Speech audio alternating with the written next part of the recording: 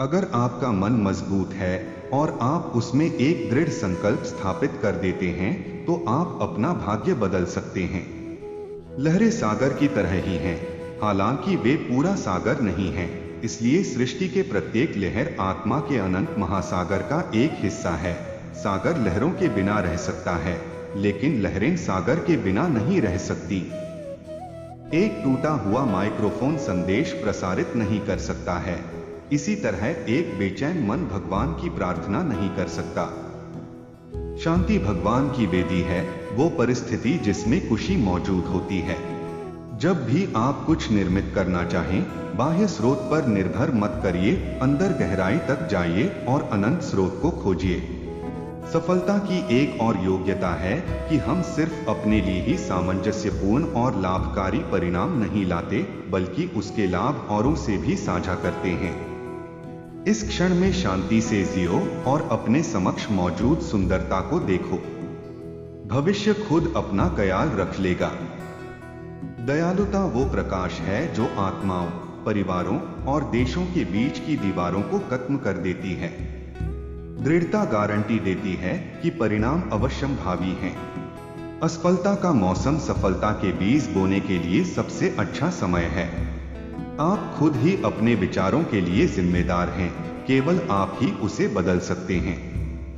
एक कल हर एक आज से निर्धारित होता है।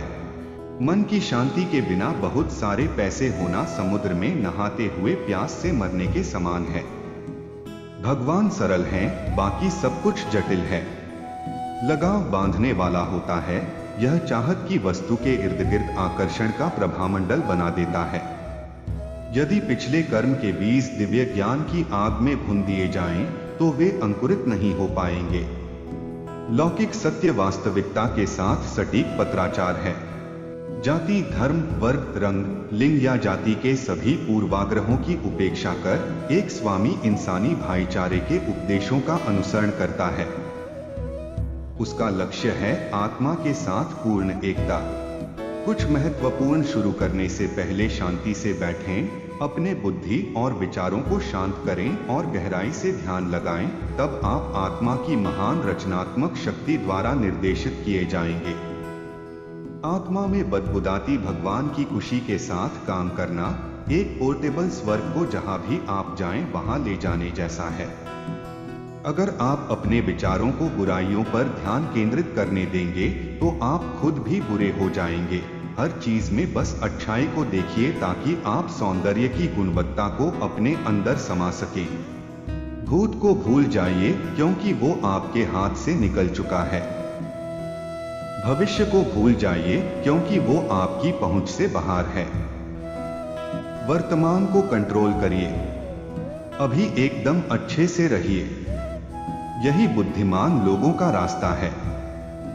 आपके हृदय के अंदर एक चुंबक है जो सच्चे दोस्तों को आकर्षित करेगा। वो चुंबक है निस्वार्थता, दूसरों के बारे में पहले सोचना। जब आप दूसरों के लिए जीना सीख लेते हैं तो वे आपके लिए जीने लगते हैं। केवल अपने हृदय की खुशी आत्मा को संतुष्ट नहीं कर सकती। हमें अपनी ही खुशी के लिए कोशिश करनी चाहिए कि हम उसमें दूसरों की खुशी भी शामिल कर सकें। अगर आप दुखी होना चाहते हैं तो दुनिया में कोई भी आपको खुश नहीं कर सकता, लेकिन अगर आप खुश रहने का मन बना ले तो इस पृथ्वी पर कोई भी और कुछ भी आपसे वो खुशी नहीं छीन सकता। आप अपने जीवन को साधारण तरीके से मत चलाइए। कुछ ऐसा करिए जैसा किसी ने नहीं किया हो, कुछ ऐसा जो दुनिया को जगमगा दे। दिखाइए कि आपके अंदर भगवान का रचनात्मक सिद्धांत काम करता है।